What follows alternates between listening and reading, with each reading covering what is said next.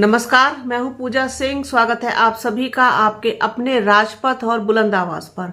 दोस्तों, इजराइल युद्ध क्षेत्र में भारत की तरफ से मजदूर भेजे जाने को लेकर के भारी विरोध जताया जा रहा है। आपको बता दें कि इजराइल ने भारत सरकार से मजदूरों की मांग की थी, जिसके बदले में जो है मोदी सरकार अपने यहां से तकरीबन 10,000 मजदूर भेजने की तैयारी कर रही है।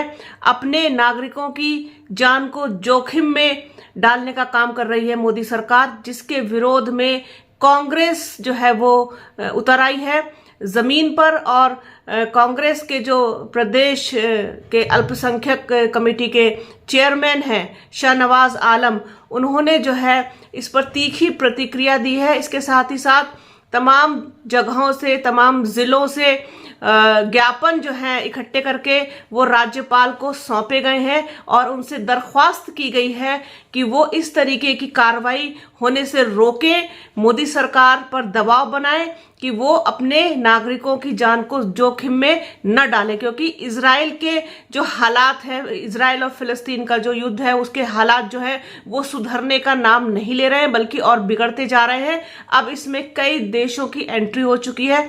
इन सबको देखते हुए कांग्रेस जो है क्या कुछ कह रही है, क्या कुछ मांग रखी है शाहनवाज आलम ने, वो आपको मैं बताती हूं कि अल्पसंख्यक कांग्रेस ने प्रदेश भर से राज्यपाल को ज्ञापन भेजकर राज्य सरकार द्वारा युद्धग्रस्त इजराइल में मजदूर भेजने की प्रक्रिया को देश विरोधी और अमानवीय बताते हुए रोकने की मांग की है। गौरतलब है कि इजराइल ने भारत सरकार से मजदूर मांगे थे, जिसके तहत योगी सरकार प्रदेश से 10,000 मजदूर इजराइल भेज रही है।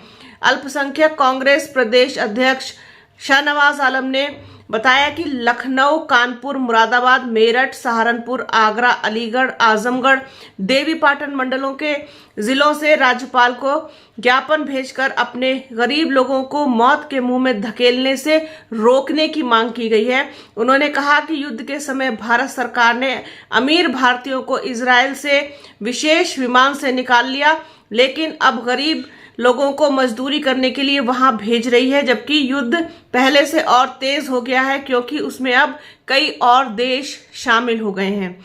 उन्होंने कहा कि यह शर्मनाक हरकत है कि सरकार अपने ही नागरिकों की जिंदगी की कीमत अमीरी और गरीबी के आधार पर लगा रही है।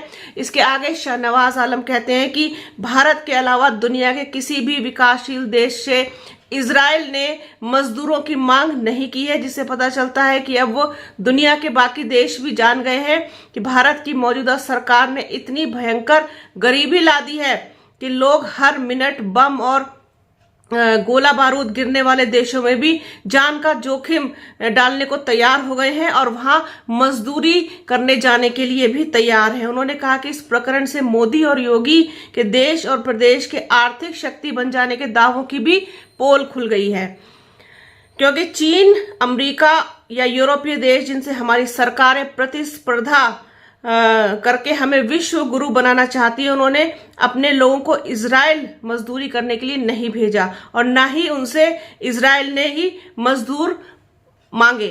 शाहनवाज आलम आगे कहते हैं कि यह संदेश साफ जा रहा है कि भारत फिर से औपनिवेशिक दौर की गरीबी से जूझ रहा है, जबकि वेस्ट इंडीज और मॉरिशस में गिरमिटिया मजदूर बनकर जाते थे। उन्होंने कहा कि योगी सरकार को आरएसएस और भाजपा से जुड़े लोगों को ही इजराइल भेजना चाहिए मजदूर बना करके।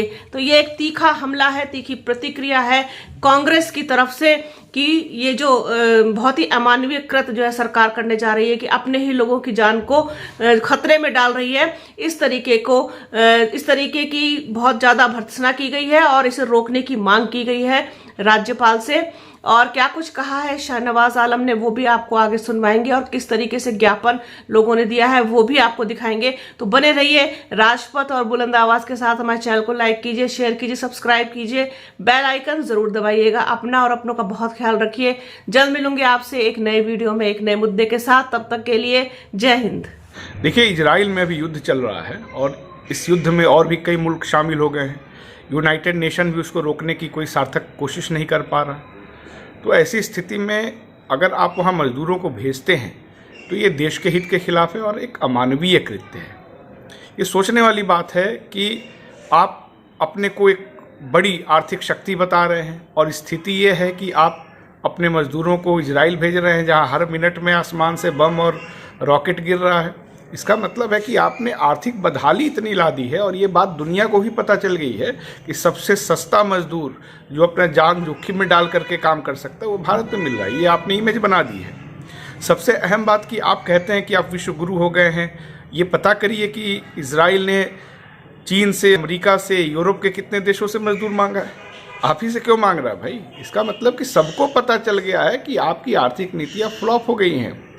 ऐसा पहले कभी नहीं होता था। ये तो उस दौर में आपने पहुंचा दिया भारत को जब यहाँ के लोग मजदूरी करने वेस्ट इंडीज और मॉरिशस जाया करते थे। तो ये आपकी आर्थिक नीतियों की वजह से हुआ है।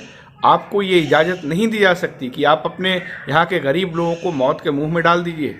जब ये युद्ध चल रहा था तो उस समय आपने हवाई जहाज़ से जो अमीर नागरिक हैं उनको आपने बुला लिया, उसको आपने बड़ी उपलब्धि भी बताई, बहुत बहादुरी भी आपने बताई, और अब अपने गरीब लोगों को आप वहाँ भेज रहे हैं और तमाम आप बड़े बड़े दावे भी कर रहे हैं कि आप बहुत बड़ी शक्ति बन गए हैं।